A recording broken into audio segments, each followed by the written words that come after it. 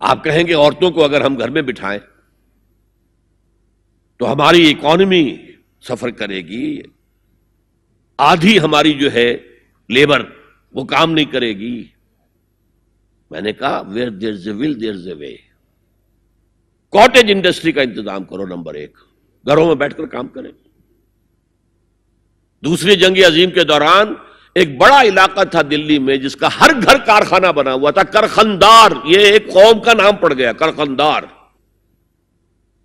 چھوٹی چھوٹی مشینیں لگی، کہیں بٹن بن رہے ہیں، کہیں بکسوئے بن رہے ہیں، کہیں نکریں سل رہی ہیں، کہیں پینٹیں سل رہی ہیں، کہیں جو ہے کرتے سل رہے ہیں، قمیضیں۔ صبح کے وقت ٹرک آیا، خام مال دے گیا، شام کو آیا، تیار مال لے گیا۔ عورت نہ گھر سے نکلی نہ باہر گئی، کچھ نہیں، اور کام کیا، کما لیا۔ کاٹیج انڈسٹری کا انتظام کرو۔ اسی طریقے سے ایسے یونٹ بناؤ انڈسٹریل جس میں عورتیں کام کریں، عورتیں سپروائز کریں، ورکنگ آورز کم رکھو تاکہ وہ اپنے گھر کا کام بھی کر سکیں۔ کرو۔ عورتوں کے ہسپتال میں عورتیں مرد، عورتیں مریض، عورتیں ڈاکٹر، عورتیں مریض، عورتیں نرسز۔ مردوں کے ہسپتال میں فیمیل نرسز کا کیا کام ہے؟ کیا میل نرسز نہیں ہوتے؟ اور کیا آرمی کے اندر جو فارورڈ یونٹس ہوتے ہیں کہ جو جاتے ہیں محاذ کے اوپر، ان میں کوئی عورت نرس جاتی ہے؟ میل نرسز جاتے ہیں، حالانکہ سب سے زیادہ نرسنگ کی ضرورت وہاں ہوتی ہے۔ کسی کا بازو اڑ گیا ہے، کسی کی ٹانگ اڑ گئی ہے، کسی کی پیٹ میں آ کر کسی بم کا ٹکڑا جو ہے لگایا، انتڑیاں باہر نکلی ہوئی ہیں، تو نرسنگ سب سے زیادہ وہاں ضروری ہے۔ وہاں تو فیمیل نرسز نہیں ہوتی، میل ہوتے۔ سیگریگیشن، سیگریگیشن، سیگریگیشن، یہ آگ اور پانی کا ملاپ درست نہیں ہے۔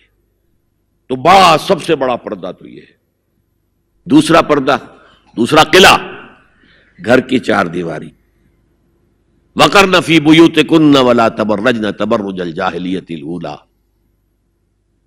قرار پکڑو اپنے گھروں میں، وقار کے ساتھ رہو، ٹھہری رہو اپنے گھروں میں، اور بند سمر کر باہر نہ نکلو جیسے کہ تم جاہلیت کے دور میں نکلتی تھی۔ اس کو ہمارے ماڈرن لوگ کہہ دیتے ہیں یہ تو صرف ازواج مطہرات کے لیے تھا، اس سے بڑی جہالت کوئی نہیں ہو سکتی۔ دیکھیے ایک نکتہ، یہ شاید پہلے کبھی آپ کے ذہن میں نہ آیا ہو، ازواج مطہرات سے خاص کیوں خطاب کیا گیا؟ اس کی وجہ ہے اسی سورہ احزاب میں جس میں یہ مضمون آیا ہے وَقَرْنَ فِي بُيُوتِكُنَّ وَلَا تَبَرَّجْنَ تَبَرُّجَ الْجَاهِلِيَّةِ الْأُولَىٰ، اسی میں آیت آئی ہے لَقَدْ كَانَ لَكُمْ فِي رَسُولِ اللَّهِ أُسْوَةٌ حَسَنَةٌ۔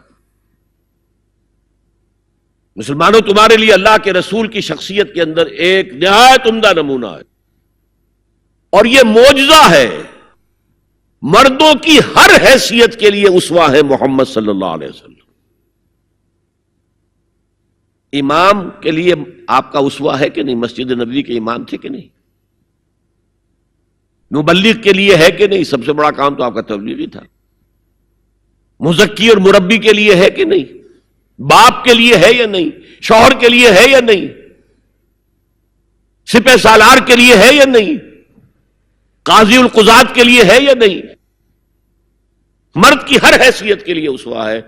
آخر عورت کی نسوانی زندگی کے لیے تو حضور نسواں نہیں بن سکتے، یہ خلا ہے۔ مرد کے لیے کامل اسوہ، عورت کے لیے بھی اسوہ، لیکن اس کی خاص نسوانی زندگی کے لیے اسوہ نہیں۔ اس خلا کو پر کیا ازواج مطہرات سے۔ لستن کاحد من النساء، اے محمد کی بیوی تم عام عورتوں کے مانند نہیں ہو۔ پھر جو احکام دیے گئے ہیں وہ سب کے لیے ہیں، لیکن اس میں چیریٹی بگنز ایٹ ہوم، گھر سے شروع کرو۔ سب سے پہلے خواتین، حضور کی بیویاں جو ہے وہ مخاطب ہیں۔ اور اے مسلمانوں، اگر حضور کی بیویوں سے کوئی چیز مانگنی ہو تو حجاب کے پیچھے سے مانگو، رو در رو مت ہو۔ فَاسْأَلُوهُنَّ مِنْ وَرَاءِ حجاب، یہ دوسرا قلعہ ہو گیا۔ حافظ ناموس زن، مقصد کیا ہے؟ عورت کی عزت، عورت کی عصمت، عورت کی عفت کی حفاظت۔ تیسرا جسے ہم ستر کہتے ہیں،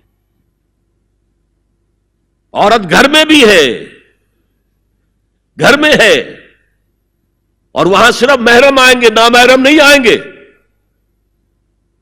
محرموں کی اتنی لمبی لسٹ دی گئی ہے، اللہ نے کس لیے دی ہے؟ کیا قرآن مجید میں لفاظی ہے؟ ایک ایک لفظ گنجینہ معنی کا طلسم اس کو سمجھیو جو لفظ کے غالب میرے اشعار میں آوے. غالب نے تو تعلی کی ہے، اللہ کے کلام میں تو یہ بات صحیح ہے نا.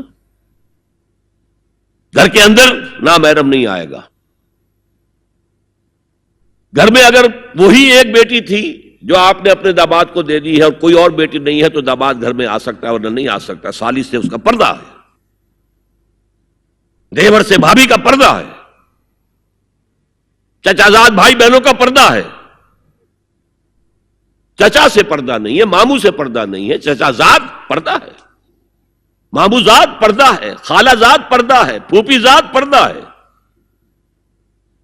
یہ سارے احکام کس لیے دیے گئے؟ گھر کے اندر بھی ستر اور نگاہیں نیچی.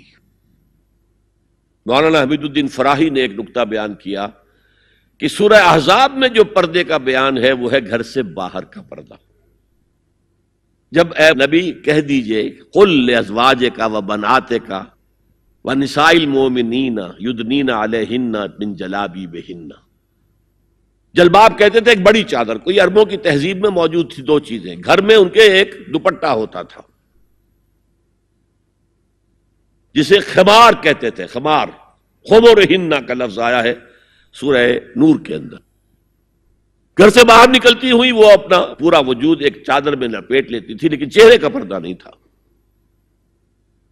اب فرمایا گیا اے نبی اپنی بیویوں سے اور اپنی بیٹیوں سے اور اہل ایمان کی بیویوں سے. اب بات آگے بڑھ رہی ہے، اہل ایمان کی بیویاں شامل ہو گئی اس لیے کہ تو ساری بات ہی ازواج مطہرات سے جو ہو رہی ہے اس لیے ہو رہی ہے کہ وہ اسوہ بنے مسلمان خواتین کے لیے.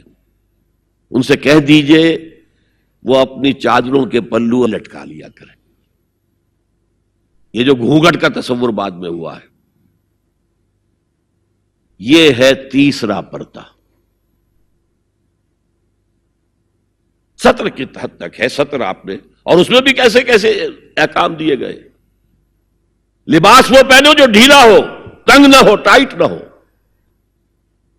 تو جسم کے نشیب و فراز کو واضح کر رہے ہو. اتنا باریک نہ ہو کہ جسم جھلک رہا اس میں سے. اور اس پر اضافہ وَاضْرِبْنَا بِخُمُرِهِنَّ عَلَى جُيُوبِهِنَّ. اپنے گریبانوں کے اوپر اپنی روڑنیوں کے، یہ خمار آ گیا جو اوڑھنی ہوتی ہے اس کے بکل مار لو تاکہ نسوانی حسن کا ایک بڑا حصہ ہے یہ چھاتی جو ہے اس کو اور ایک کور ایڈیشنل مل جائے. کرتا تو ہے ہی لیکن وَاضْرِبْنَا بِخُمُرِهِنَّ، خمار کی جمع خمر. سورہ احزاب میں آیا جلابیب، جلباب کی جمع وہ بڑی چادر جس میں لپٹ کر گھر سے نکلتی تھی. لیکن یہ کہ یہاں پر خمرہن، خمار کہتے ہیں اوڑھنی کو جو گھر میں بھی استعمال ہوتی ہے، تو وہ سر پر بھی ہو اور اس کا ایک بکل جو ہے تمہاری سینے پر بھی آ جائے، ایڈیشنل کورنگ.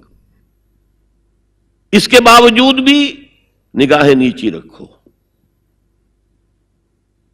باپ کی نگاہ بھی نہ پڑے تمہارے نسوانی حسن پر، وہ بھی مرد ہے. بھائی کی نگاہ نہ پڑے. اہل ایمان تم بھی اپنی نگاہیں نیچی رکھو اور اہل ایمان عورتوں تم بھی اپنی نگاہیں نیچی رکھو. اور آج انسسٹ جو ہے، باپ کا بیٹی سے ملوث ہو جانا اور بیٹے سے ماں کا ملوث ہو جانا اور بہنوں اور بھائیوں کے درمیان، یہ اس قدر پھیل چکا ہے. امریکہ کے اندر وہاں سب سے مہنگے ڈاکٹر جو ہے وہ سائیکیٹرسٹ ہیں، سب سے مہنگی دوائیاں جو ہیں وہ دماغ امراضی کی ہیں. اور وہ سائیکیٹرسٹ کہتے ہیں کہ انسسٹ جو ہے، حرام رشتوں کے اندر جو ہے اگر زنا کا معاملہ ہو رہا ہو تو یہ سب سے بڑا سبب ہے دماغی امراض کا اس معاشرے کے اندر. فطرت کے خلاف جو کام ہوتا ہے طبیعت یہ بات تو کرتی ہے نا، شوق تو ہوتا ہے، پھر دماغی توازن کھو بیٹھتے ہیں. یہ ہے 3 پردے ہیں مسلمان عورت کے، جس کو آج بالکل ختم کرنے پر مغرب تلا ہوا ہے. اس لیے کہ کسی بلی کی دم کٹ جائے تو وہ چاہے گی کہ سب کی کٹ جائے. ان کا بیڑا غرق ہو چکا ہے، ان کی تہذیب ختم ہو چکی ہے، تہذیب نہیں ہے آج ان کے پاس. هي الحلقات تحفظني بآيات من القرآن، هي الحلقات تملأني بحب المصطفى العدنان، هي الحلقات تحفظني.